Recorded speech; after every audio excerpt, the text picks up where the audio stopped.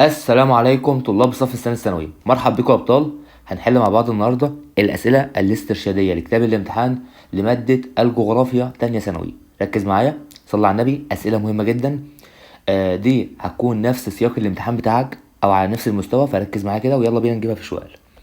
اول سؤال: بالاستعانه بالخريطه التي امامك يتمثل اوجه الاختلاف بين النيل الازرق وعطبره في نقط. طيب بص يا صديقي، اولا كده النيل الازرق وعطبره الاتنين منابع بسميها منابع موسميه. طيب يعني ايه؟ يعني الاتنين في نفس الاقليم المناخي، فاذا اكيد يا معلم ما بيختلفوش في الاقليم المناخي. طيب الاتنين يابا بينبعوا ناحيه الشمال الغربي، يعني اتجاههم ناحيه الشمال الغربي. طب تيجي نبص اهو، عندك ده نهر عطبره الشمال الغربي، النيل الازرق الشمال الغربي، فاذا الاتجاه بتاعهم ناحيه ايه؟ الشمال الغربي، فاذا ده مش اختلاف، انا عايز اختلاف. طيب الاتنين يابا من نفس المنبع، صح؟ الاتنين منابع استوائيه، قصدي منابع موسميه اللي هي منابع الحبشه، يبقى اذا نفس المنبع. امال التصريف الثانوي يابا اشمعنى بقى؟ هقول لك يا معلم، رغم ان هم من نفس المنبع ولكن بيختلفوا في الايراد المائي. يعني ايه؟ قال لك يابا نهر النيل الازرق ده بيجيب لك 52 مليار كيلو متر مكعب، ولكن نهر عطبره بيجيب لك 12.5 مليار. 52 و12، يبقى في اختلاف ولا لا؟ اكيد في اختلاف. يبقى اذا الاختلاف في التصريف السنوي ان هو نهر عطبره بيجيب لك ميه اقل من النيل الازرق. وطبعا يا صديقي ما تنساش منزل لك فيديو عن حوض نهر النيل شرحه لك بالتفصيل، فلو عايز تلم الدرس ده بجد يعني فيديو جامد، خش بنفسك وانت تعرف. طيب السؤال رقم 2: للتعرف على مناطق انتشار ظاهرة الكثبان الرملية يمكن الاستعانة بخريطة نقط. بص يا صديقي، انت عندك في المنهج دي خريطتين: خريطة الغطاء الأرضي وخريطة استخدام الأرض. طيب أولا كده استخدام الأرض ده عبارة عن إيه؟ قال لك أي حاجة عملها الإنسان. إزاي؟ قال لك أنت قدامك حتة أرض، الأرض دي عليها مستشفى، المستشفى مين اللي عملها؟ الإنسان، تبقى استخدام أرض. قدامك ارض او خريطه فيها مدرسه، مين اللي عملها؟ الانسان. فيها يابا مدينه، مين اللي عملها؟ الانسان. فيها كباري، طرق، اي حاجه عملها الانسان تبع خريطه استخدام الارض اللي هو الانسان استخدم الارض دي. طيب امال بقى؟ قال لك الغطاء الارضي عكسها، اي حاجه ما تدخلش فيها الانسان، اي حاجه طبيعيه. ازاي يا مستر يعني؟ يعني مثلا صحراء، بحر، محيط، كثبان رمليه، تمام، غابات، حشائش، كل دي حاجات الانسان ما تدخلش فيها. طيب دلوقتي بيسالني عن ايه؟ دلوقتي بيسالني عن الكثبان الرمليه. الكثبان الرمليه هل الانسان اللي عملها؟ لا يا مستر. يبقى اذا ماليش استخدام الارض، وهتكون الغطاء الارضي يا صديقي. طيب رقم 3: تتأثر زيادة مائية نهر النيل إيجابيا في مصر بنقط. يعني امتى يا معلم المية اللي بتجيلنا من نهر النيل هتزيد كده؟ ايه اللي خلاها تزيد؟ بص معايا، هل زيادة نسبة التبخر دي تخليها تقل يا مستر؟ لما المية تتبخر هتقل مش هتزيد، لا العكس. امال المرور بمنطقة جافة؟ مستر منطقة جافة يعني مفيهاش امطار، بالعكس دي تقل ما تزيدش، يبقى لا. طيب هل تغيير التركيب المحصولي؟ هقول لك هو فعلا تغيير التركيب المحصولي بيزود الميه، ولكن يابا ده بيزودها لما تكون الميه موجوده. يعني ايه؟ يعني انا مثلا بيجي لي في مصر مثلا 100 كيلو متر مكعب، حلو. قال لك ان المصريين بيستخدموا منهم 99. طيب انت عايز تقلل استخدام المصريين، هتعمل ايه؟ هتغير تركيب المحصول. طيب هيجي لك كام السنه اللي بعدها؟ هيجي لك 100 برضه. يعني كده كده سواء غيرته او ما غيرتوش هيجي لك 100، ولكن تغيير التركيب المحصولي بيفرق معاك في استخدام الميه. بس انا بتكلم عن زياده الميه اللي بتجي لك اصلا، انت سواء غيرته او ما غيرتوش هيجي لك نفس المية. يبقى الحاجه يا معلم اللي بتزود الميه اللي بتجي لك من الجنوب هي الشراكه والتعاون الدولي. ازاي يا مستر؟ انت يابا لما تعمل شراكه مع الدول اللي في الجنوب وقتها هتعمل مشاريع، المشاريع دي هتزود الميه اللي بتجي لك لمصر، تمام. طيب رقم 4: يتركز إنتاج الموارد الطبيعية المرتبطة بتحسين جودة الأرض الزراعية في دولة نقط. موارد طبيعية قصده هنا يا مستر بالكتلة الحيوية. الكتلة الحيوية دي يا معلم اللي بتصنعها دولة المغرب. ليه؟ قال لك دي بتزيد خصوبة التربة الزراعية، تبقى الكتلة الحيوية دولة المغرب يا حبيبي. طيب رقم 5: أحد روافد نهر النيل له منبعان دائم وموسمي. طبعا لو انت اتفرجت على الفيديو بتاع حوض النيل فبص فرمهولك. يبقى ايه؟ نهر السوباط يا صديقي. اشمعنى؟ قال لك نهر السوباط ليه منبع موسمي اللي هو نهر البارو بيجيب له ميه وليه منبع دائم اللي هي الميه اللي بتجيله من الجنوب، فاذا نهر السوباط ليه منبع دائم ومنبع موسمي. طيب ناخد بوج لبن ونكمل. من المشروعات التي أقيمت على أكثر الروافد الموسمية إسهاما في مائية نهر النيل عند بحيرة ناصر. مستار أكثر الروافد الموسمية، مين أكتر رافد بيجيب لمصر مية؟ هقول لك النيل الأزرق. يبقى أنا عايز مشروع اتعمل على النيل الأزرق. عندك مشروعين، لا إما سد الروسيرس لا إما سد سونار. الروسيرس أو سونار، مين اللي موجود منهم؟ موجود منهم الروسيرس، يبقى لسه إيه، وفي واحد تاني اسمه سونار. تمام. طيب رقم 7، يتمثل العامل المشترك بين النيل الأزرق والنيل الأبيض في نقط. قال لك يا معلم النيل الأزرق بيلتقي مع النيل الأبيض في مدينة الخرطوم في السودان، فإذا يتشابههم أو يتمثلهم في إيه؟ في نقطة الالتقاء، ولكن مش موسم المطر، لأن النيل الأبيض معظمه مناخ صحراوي والنيل الأزرق مناخ موسمي، فإذا لا. التصريف السنوي أكيد يا معلم مفيش حاجة أصلا بتجيب مية قد النيل الأزرق، فأكيد برضو لا. طيب رقم 8، ظهر تأثر المياه العذبة بمخلفات المصانع مع بداية المرحلة نقط. قال لك يابا انت عندك 4 مراحل، الأولى الثانية الثالثة الرابعة. قال لك في الأولى الإنسان لم يؤثر في البيئة، ما كانش ليه 60 لازمة. في الثانية الإنسان بدأ يأثر، ولكن يا صديقي تأثير إيجابي. اشمعنى؟ قال لك كان بيزرع بس ما كانش بيلوث البيئة. لكن في المرحلة الثالثة الإنسان بدأ يزرع، بدأ يصنع، فلما بدأ يصنع بدأ يعمل مخلفات ومصانع ويلوث البيئة. يبقى بدأ تأثير المياه العذبة ومخلفات المصانع في المرحلة الثالثة يا صديقي. طيب تعتبر دولة اليابان من أعظم دول العالم في نظم التعليم وتطورها، وارتبط هذا التطور بوجود الرعاية الصحية. يعني أبسط الكلام دوه، يعني يا معلم الصحة هي سبب في تطوير التعليم. الصحة بتكمل التعليم، حاجة بتكمل حاجة وانت مغمض على وش تكامل. اشمعنى؟ حاجة بتكمل حاجة. تمام. يبقى طالما صحة بتكمل تعليم يبقى الاتنين دول بسموهم ايه؟ تكامل.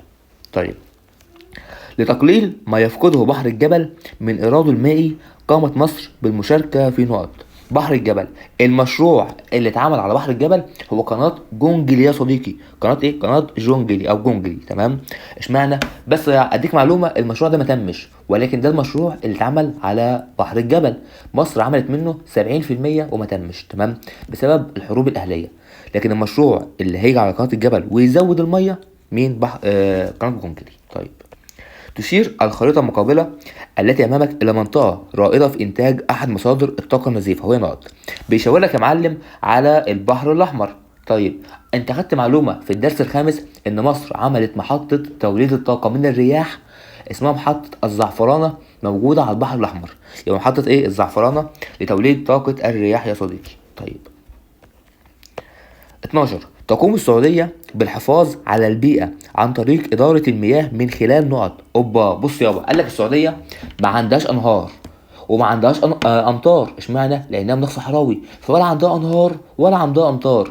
المية اللي عندها قليلة قليلة. قال لك فعايزين نزود المية. طب هنزودها ازاي؟ قال لك هنزودها باتباع طرق غير تقليدية. غير تقليدية ازاي يا مستر؟ قال لك عن طريق حاجتين، لا اما هنعمل حاجة اسمها استمطار صناعي، هننزل امطار من السحب، لا اما هنعمل حاجه اسمها ايه؟ اعاده استخدام الميه. ازاي؟ ان احنا نجيب ميه الصرف الصحي ونبدا نجددها ونبدا ننضفها ونستخدمها في ري الحدائق، المحاصيل، ايه الكلام ده كله. فاذا اتباع طرق غير تقليديه. اشمعنى؟ لان ما عندهاش اصلا ميه.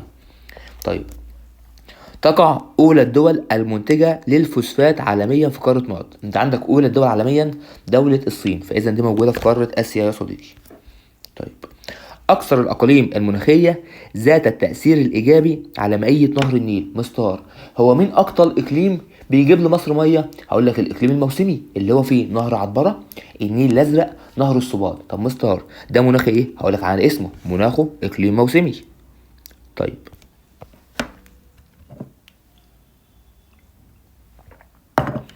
مبادرة بناء 100 مدرسة بالصعيد بمشاركة رجال الأعمال لتنمية التعليم يحقق نقط. بص يا صديقي بيقول لك ايه؟ مشاركة رجال الأعمال. رجال الأعمال دي يعني ناس معاهم فلوس، صح؟ هو لازما الناس اللي معاها فلوس دي تكون شغالة في الحكومة أو شغالة في الدولة؟ أكيد لأ، ناس معاها فلوس عادي جدا بتساعد في تنمية التعليم اللي هي إنشاء مدارس. طيب مستر يعني ده قطاع خاص؟ هقول لك أيوه، لأن رجال الأعمال قطاع خاص. مشاركة القطاع الخاص في التنمية على طول يابا شمولية، لأن الشمولية بتقول لك مشاركة القطاع الخاص والقطاع العام. طيب، تقع بحيرة ناصر في نطاق نقط. طبعا بحيرة ناصر في نطاق الإقليم المناخ الصحراوي يا صديقي. طيب، تعد عملية تدوير المخلفات الزراعية في مجال التنمية نقط. بص يا صديقي، انت عندك مخلفات، المخلفات دي بتلوث البيئة ولا لا؟ بتلوثها. يبقى انا لما اشيلها من مكانها بعمل ايه؟ بحافظ على البيئة. يبقى اولا كده تنمية بيئية. طيب المخلفات دي انا لما اعيد تدويرها يعني ادخلها تاني في الانتاج وهنتجها تاني، انا لما انتجها مش هكسب منها فلوس؟ هكسب منها فلوس. يبقى انا كده بعمل ايه؟ بعمل تنمية اقتصادية بكسب منها فلوس، واعمل تنمية بيئية بحافظ على البيئة، فهتبقى بيئية واقتصادية يا صديقي. طيب رقم 18، يعد إرسال مصر بعض المهندسين للخارج. مهندسين، حلو، لاكتساب الخبرة، ركز معايا، في حفر الأنفاق من متطلبات التنمية نقط. بص بقى ركز معايا، مصر بعتت مهندسين، تمام؟ طيب المهندسين دي يعني عندها أيدي عاملة ذو خبرة، والأيدي العاملة تبع أنهي متطلب؟ الأيدي العاملة يا مستر تبع المتطلب الاقتصادي. فإذا أولا كده أنا عايز اقتصادي، فإذا هنا مفيش اقتصادي وهنا مفيش اقتصادي. طيب بيقول لك بقى هنا ايه؟ لاكتساب الخبره، يعني المهندسين دول هيتعلموا التعليم تبع انهي متطلب؟ التعليم يا مستر تبع متطلب اجتماعي، صح؟ اقول لك يبقى انت اقتصادي واجتماعي. طيب، الاستفاده من حركه الامواج وعمليات المد والجزر في المدن الساحليه احد استخدام التقنيات الحديثه في مجال النقط. بص يا صديقي، انت لما تستفاد من حركات المد والجزر يبقى انت عندك هنا معلومه انك بتولد من المد والجزر الطاقه الكهرومائيه، يعني توليد الكهرباء من الميه، تمام؟ زي مثلا توليد الكهرباء من السد العالي. طيب الكهرباء دي انا بستفاد منها في ايه؟ بستفاد منها في الصناعه، فاذا دي تنميه اقتصاديه يا صديقي. كنا الاجابه رقم ج. يحقق تقدير كميه الاحتياطي من الفوسفات في منجم ابو طرطور. مبدأ نقط. انت يا معلم لما تعرف انت عندك كمية احتياطي من الفوسفات قد ايه، بتعرف ليه؟ مستر انا ممكن بعرف عشان مثلا لو هو كمية قليلة ما خرجوش كله، وبعد كده الاجيال اللي هتيجي مش هتلاقي فوسفات، فانا بعرف انا عندي كمية قد ايه عشان يا مستر احافظ على الكمية اللي موجودة تحت وتكون بتكفي الاجيال الحالية والاجيال القادمة. هقولك صح، يبقى انت بتعرف الكمية اللي تحت عشان تحافظ على حقوق الاجيال القادمة، ودي بسميها تنمية مستدامة يا صديقي، تبقى الاستدامة. الإجابة رقم ج. طيب رقم 21، من خلال الخريطة التي أمامك حدد أهم الدول بالنسبة لنهر النيل في مصر. طبعا أهم الدول اللي هي المنابع الموسمية، اللي هي منابع هضبة الحبشة. طب دي موجودة فين؟ دي موجودة في أثيوبيا يا صديقي. طيب فين أثيوبيا؟ أثيوبيا أهي، رقم 1. يبقى الإجابة رقم إيه؟ رقم 1. طيب يا عم انجز يلا حمل. تبقى الإجابة إيه؟ رقم 1 اللي هي أثيوبيا، رقم 1. طيب 22، اختيار منطقة الضبعة لإقامة محطة نووية تم فيه الاستفادة من التقنيات الحديثة في مجال النقط. أوبا، ولا إقامة مصانع، إقامة محطات نووية، محطات بترول، كل الكلام ده تبع التنمية الاقتصادية يا صديقي. اشمعنى؟ لأن قالك في التنمية الاقتصادية أنت بتعمل مصانع، والمصانع دي بتساعدك في إيه؟ قالك بتساعدك في معرفة أماكن المواد الخام. اشمعنى؟ عشان تعمل جنب المواد الخام دي مصانع. فالوقت عندك انت بتعمل ايه؟ التقنيات بتعرفك انهي انسب مكان تعمل فيه محطة نووية، فلما تعرفك انسب مكان لتوطن الصناعات، انسب مكان لاقامة المحطة النووية، فعلى طول تحديد انسب الاماكن، تحديد معرفة اماكن المواد الخام، ده تبع التنمية الاقتصادية يا صديقي. طيب احد مصادر الطاقة المتجددة التي يصعب الاعتماد عليها بصورة منتظمة. طاقة صعب اعتمد عليها؟ مش ممكن يا مستر قصده على طاقة الرياح؟ هقولك اشمعنى؟ تقول لي يا مستر لان الرياح دي مش موجودة على طول، ممكن شوية يجي رياح، ممكن شوية الجو يكون حر فما يجيش رياح، فالرياح دي مش ضامنينها، ممكن سنة تكون كلها رياح، ممكن سنة ما يجيش فيها ولا مرة رياح، صح؟ اقولك ايوه جدع صح. تبقى طاقة الرياح مش هينفع اعتمد عليها بشكل منتظم لانها مش مضمونة.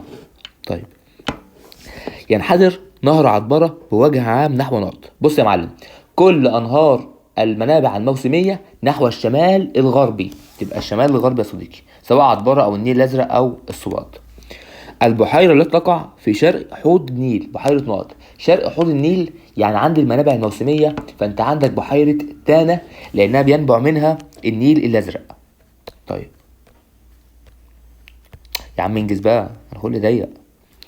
أحد الدول العربية التي تمتلك مقومات إنتاج الطاقة الكهرومائية بقدر كبير، مستار طاقة كهرومائية، يعني معنى كده إن أنا بنتج الكهرباء من المية. هقول لك جدع، يبقى أنا عشان أنتج طاقة من المية محتاج يكون عندي سدود. هقول لك صح. طب مستر أنا عشان يكون عندي سدود محتاج يكون عندي نهر أعمل عليه السد.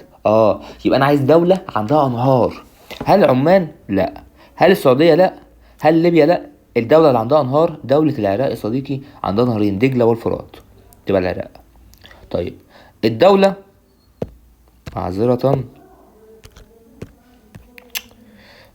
طيب يا عم انجز بقى، انت في ايه مالك كده النهارده؟ الدولة الموضحة في الخطة التي امامك تمد اكثر الدول العربية اعتمادا على طاقة نقط. طيب ركز معايا، انت قدامك دولة تانية، دولة المغرب. دولة المغرب قايل لك انها بتعتمد على الكتلة الحيوية اللي بتزود خصوبة التربة، اكبر دول الوطن العربي انتاجا للكتلة الحيوية تبقى دولة المغرب. طيب ينبع نهر كجيرة من منطقة ذات مناخ نقط. مستار نهر كجيرة ده اللي هو موجود في الجنوب خالص كده، أول منابع نهر النيل اللي بيمد ميته لبحيرة فيكتوريا، فإذا منابع استوائية يا صديقي لأنه موجود في الجنوب، منابع استوائية. طيب والله هو فين النهارده كده؟ يتم التغلب على أسلوب الري المستخدم في الصورة التي أمامك عن طريق نقط. أنت قدامك واحد مشغل الماسورة وقاعد بيسقي الأرض، ده كده بيعمل إيه؟ ده كده بيخلص المية يا مستر وبيدمر الأرض. طيب هنعاقبه إزاي؟ دايما بيقول لك الحاجة ببلاش كتر منها، صح؟ فأنت قدامك واحد شايف إن المية رخيصة فقاعد يكتر منها. طب لو المية غالية، لا أوبا ده إحنا هنرش بالنقط، بالنقط يا مستر. فانت الحل انك تعمل ايه؟ الحل انك تفرض عليه تسعيره يا معلم، تقول له الميه دي بفلوس، الميه دي غاليه، فوقتها هتلاقي ايه؟ هل هتلاقيه مشغل الماسوره دي؟ مستحيل. تمام، هتلاقيه بينقط، فانت تفرض عليه فلوس. طيب قيام الجيش بمحاربه الارهاب والقضاء على محاولات تهريب المخدرات من متطلبات التنميه نقط. مستر اولا كده محاربه الارهاب، يبقى انا كده بعمل ايه؟ بعمل حاجه اسمها استقرار سياسي، صح؟ بعمل حاجه اسمها استقرار سياسي، يبقى ده متطلب سياسي. تاني حاجه القضاء على تهريب المخدرات، بحقق امن وامان. يبقى صديقي الامن تبع الاجتماعيه والاستقرار السياسي تبع الايه؟ تبع السياسيه، تبقى سياسيه واجتماعيه. 31 يا عم، حد بص لي في الفيديو ده والله يعني مش فاهم فيا كده. يحقق الاهتمام بالتأمين الصحي وتطوير المستشفيات الخاصة. مبدأ نقط. مستر التكامل، ولا تكامل ليه؟ هو انا قلت لك هنا في حاجة بتكمل حاجة؟ انا بقول لك تطوير صحي يعني صحة، مستشفيات خاصة يعني برضو صحة، صح؟ مستشفيات وصحة الاتنين واحد، يعني الاتنين نفس الحاجة، ما اختلفتش، صح؟ ما جبتلكش حاجتين، لكن انا بذكر لك كلمة المستشفيات الخاصة. لما اذكر لك كلمة حاجة خاصة على طول شمولية يا صديقي، تبقى شمولية. من خلال دراستك للشكل المقابل نجد ان معظم المياه العذبة في العالم توجد في صورة نقط. انت قدامك صورة يا معلم، بيقول لك ان عندك المياه المالحة البحار والخليجان 96.5%، وعندك الكتل الجليدية اللي هي باللون البينك ده 1.7. وبالمناسبة الكتل الجليدية دي مياه عذبة.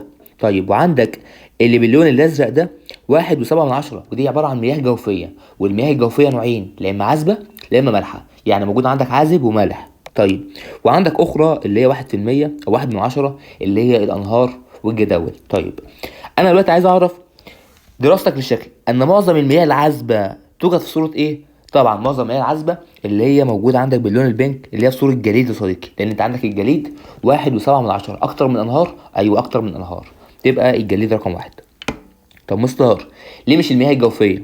هقول لك لان المياه الجوفية في منها عذب وفي منها ملح، صح؟ يبقى لا. طيب تعبر المرحلة الأولى من مراحل تفاعل الإنسان مع البيئة عن نظرية نقط. قال لك إن في المرحلة الأولى الإنسان لم يؤثر في البيئة، يعني ما كانش لاقي تأثير في البيئة، البيئة اللي كانت بتتحكم فيه. أنهي نظرية من دول بتقول لك الكلام ده؟ طبعا النظرية الحتمية يا صديقي بتقول لك إن الإنسان ملوش لازمة في البيئة، وإن البيئة هي اللي إيه؟ هي المسيطرة وهي المتحكمة. طيب رقم 34. اقل الاقاليم مساحه في حوض النيل. طبعا اقل الاقاليم اللي هو الاقليم اللي فوق خالص في الشمال، اقليم البحر المتوسط. واكتب عندك اكبر الاقاليم الاقليم الصحراوي. طيب، من خلال دراستك للخريطه المقابله نجد ان معظم انتاج الحديد في الوطن العربي يتركز في نقط. بص يا صديقي، انت عندك اولا كده الحديد اللي هو باللون نهون، قال لك اللي هو باللون الاحمر، تمام؟ فانت عندك هنا حديد، هنا حديد، حديد حديد حديد حديد حديد والاهل حديد. وبص فمعظم الحديد اللي قدامي موجود فين؟ موجود في بلاد المغرب، اللي هي المنطقه دي بلاد المغرب. يبقى انت عندك صديقي معظمه في المغرب العربي اللي هي دال. طيب، اي الدول العربيه الاتيه على خريطة تعتمد على تصدير معظم إنتاجها من البترول من موانئ خارج أراضيها. مستر، هي ليه دولة هتصدر من موانئ خارج أراضيها؟ هقول لك لأن ما عندهاش موانئ. طب مستر، إمتى الدولة يكون ما عندهاش موانئ؟ هقول لك الدولة مش هيكون عندها موانئ لما ما يكونش عندها بحر، فوقتها مش هتعرف تعمل مينا، صح؟ يبقى أنا عايز دولة ما عندهاش بحر فمخليها مش عارفه تعمل مينا، فبتروح لدوله تانية، الدوله دي بيكون عندها بحر عشان تصدر البترول. مين ما عندهاش بحر؟ هقول لك دوله السودان عندها البحر الاحمر، مصر عندها متوسط، ليبيا عندها متوسط. فاذا العراق يا صديقي موجوده، بص موجوده هنا كده اهي، ما عندهاش بحر، تمام؟ فاذا العراق عشان تصدر بتروح هنا. طيب، السؤال 37. يتم تصنيف الموارد التي ينتج عن استخدامها تلوث للبيئة على إنها مورد نقط. مستر، مورد بيلوث البيئة لا إما هيكون المعادن لا إما هيكون مصادر الطاقة، والمعادن ومصادر الطاقة موارد محدودة الانتشار. يبقى إيه؟ محدودة الانتشار. طيب، ظهر مفهوم التنمية المستدامة نتيجة لتفاعل الإنسان مع البيئة في المرحلة نقط. قال لك يا معلم التنميه المستدامه ظهرت لما الانسان بقى بيدمر البيئه، بقى بيخرب البيئه. مستر، الانسان دمر البيئه في انهي مرحله؟ الانسان دمر البيئه في المرحله الرابعه. فلما الانسان دمر البيئه ظهرت التنميه المستدامه. 39. من اساليب اداره مياه نهر النيل لتقليل ما يفقده من مياه في البحر هي. بص يا صديقي، انت عندك نهر النيل بيجي من الجنوب، يجري يجري يجري يجري ويصب في البحر المتوسط. طب مستر، احنا عايزين نخزن الميه دي، هنعمل ايه؟ ممكن نعمل سد عالي. السد العالي ده يخزن الميه. يبقى محتاج اعمل مشروعات لتقليل الفاقد من المياه. يبقى اعمل ايه؟ اقامه مشروعات لضبط المياه. طيب، يرجع زياره البحر في بحيره فيكتوريا لارتفاع الحراره ونقط. بحيره فيكتوريا يا صديقي قال لك انها بحيره واسعه جدا، تمام؟ زائد انها موجوده عند خط الاستواء فدرجه الحراره مرتفعه جدا، فالميه بتتبخر. ليه؟ لانها واسعه ولان درجه الحراره مرتفعه. تبقى لاتساعها. الف. من خلال الجدول الذي امامك اثرت الظروف السياسيه سلبا على انتاج البترول في دوله نقط. يعني ايه سلبا؟ يعني الانتاج قل. طيب، انت عندك هنا الانتاج 2005 وعندك الانتاج 2014. ليبيا، اول حاجه ليبيا 2005 كانت 82 و2014 كانت 23. مصر انت عرفت منين؟ بص على الجدول، ما تبقاش احول، بص على الجدول. ليبيا 82 2014 بقت 23. قلت وزادت؟ لا قلت، يبقى فعلا اتأثرت. طب تيجي نشوف الباقي. العراق كانت 2005 90 2014 160، ما شاء الله يعني زادت. مصر 2005 كانت 33 2014 34. بص يا صديقي، مصر ميزتها انها ايه؟ ولا بترجع ولا بتتقدم، هي احنا في مكاننا ثابتين، فاهم؟ لو احنا ثابتين في مكاننا، احنا ثابت على مبدئي، ولا بتقدم ولا برجع، تمام؟ الدول كلها بتتقدم ملناش دعوه، بتتاخر ملناش دعوه، احنا في حالنا وكده يعني، تمام؟ ماشي عشان ما نستجنش بس هنسكت. قطر، تمام؟ قطر قال لك 2005 52 2014 83، ما شاء الله. يبقى انت عندك الدوله اللي اتاثرت دوله ليبيا لانها قلت. طيب، اكثر روافد النيل الموسميه في فتره السقوط المطر هو نقط. اكثر روافد النيل الموسميه في فتره سقوط المطر طبعا النيل الازرق يا صديقي. لا لا لا، مش النيل الازرق، ركز معايا بقى، ركز معايا، سؤال جامد والله جامد. بص، انت عندك يابا الامطار بتكون كتير عند خط الاستواء، وكل ما بتبعد عن خط الاستواء الامطار بتقل، صح؟ لان قال لك الاقليم الاستوائي مناخ ذات امطار كثيره، امطار طوال العام. حلو جدا. طيب، انت عندك بقى تطلع فوق شويه هتلاقي على يمينك كده الاقليم الموسمي. عندك 3 انهار، السباط وعطبره والنيل الازرق. طب مستر، مين رقم واحد من الجنوب؟ قال لك اقرب واحد للمنابع الاستوائيه، اقرب واحد ليهم نهر السباط. يعني يا مستر نهر السباط قريب من المنابع الاستوائيه؟ هقول لك ايوه. يعني النيل الازرق فوقه، هقول لك ايوه. عطبره فوق، هقول لك ايوه. يبقى اقرب نهر للمنابع الاستوائيه اللي عندها انهار او امطار طوال العام نهر السباط يا صديقي. فده هيكون اكثر الروافد امطارا في موسم المطر. يعني ايه؟ يعني بتشتي عليه مده كبيره. انا مش بتكلم على مين اكتر رافد بيجيب ميه. لو قلت لك اكتر رافد بيجيب ميه هتقول لي النيل الازرق، ولكن بتكلم هنا سقوط المطر. سقوط المطر ممكن يا صديقي يكون امطار فتره كبيره، ولكن كميه الميه قليله. ازاي؟ يعني مثلا ممكن النيل الازرق امطار 6 شهور بس 6 شهور اكتر من الميه اللي بتيجي للسباط مثلا في 8 شهور او 9 شهور. يبقى اذا انا بتكلم عن اقصر فتره، بتكلم عن فتره، مش بتكلم عن الكميه. اكتر فتره هيكون نهر السباط. اشمعنى؟ لانه قريب من المنابع الاستوائيه يا صديقي. طيب، من دول حوض النيل التي ساهمت مصر في انشاء مشروعات بها غير مرتبطه بمياه نهر النيل. طبعا لما اقول لك مشروعات غير مرتبطه بمياه نهر النيل على طول تقول لي مصر عملت عشرات الابار في دوله كينيا، والابارات دي مش مرتبطه بنهر النيل، تبقى دوله كينيا. بالنظر الى الخريطه التي امامك نجد ان المنابع الدائمه تتلاقى مع المنابع الموسميه عند بدايه نقط. بص يا صديقي، انت عندك هنا اهو الدائمه اللي هي مين؟ عندك هنا النيل الازرق، عندك عطبره، عندك السباط. حلو، السباط هنا. وعندك هنا المنابع اللي جايه منين؟ من الجنوب اللي هي الدائمه. يبقى انت عندك بيلتقوا فين؟ بيلتقوا عند مدينه ملكال يا صديقي، فهتبقى الاجابه مين؟ ملكال. طيب 45، من خلال الخريطه التي امامك نستنتج ان مساحه حوض النيل تتناقص باتجاه نحو نقط. طبعا يا صديقي حوض النيل بيتجه نحو الشمال، فاذا بتتناقص نحو الشمال يا صديقي. طيب، يمكن تصنيف السهل الفيضي على جانبي نهر النيل ضمن الموارد نقط. السهل الفيضي يا مستر اللي هو قصده بالتربه، صح؟ اللي هو النيل بيكون على جانبيه تربه خصبه، بيكون بحاجه اسمها طاميه. فالسهل الفيضي تربه. التربه تبع انهي مورد؟ هقول لك مورد متوسط الانتشار. مستر مين اللي قبلك؟ موجوده عندك في الدرس الخامس، قصدي في الدرس الثالث. يبقى التربه مورد متوسط الانتشار. طب مستر متجدد ولا لا؟ اقول لك متجدد، لان النيل كل سنه بيجيب لك طاميه، فاذا متجدد ومتوسط الانتشار تبقى الاجابه رقم د. 47، بدراسه الخريطه التاليه نجد ان اكثر المعادن انتشارا في نصف الكره الارضي الشمالي هو معدن النقط. طيب بص يا صديقي، انت عندك هنا انا ملاحظ يا عم انجز يا عم، اقسم بالله زهقت.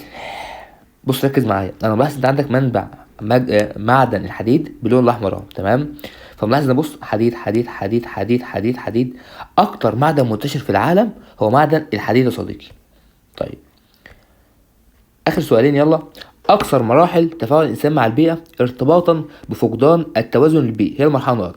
اكتر مرحله ما فيهاش توازن بيئي يبقى اكتر مرحله الانسان فيها دمر البيئه. مين؟ المرحله الرابعه. الهدف الاساسي من مساهمة مصر في مشروعات ضبط مياه النيل. ليه يا مستر مصر بتعمل مشروعات؟ هقول لك مصر بتعمل مشروعات عشان تزود المياه اللي بيجي لها، يبقى عشان تحقق حاجة اسمها ايه؟ تحقيق الامن المائي يا معلم. وبكده نكون خلصنا الاسئلة الاسترشادية. سلام.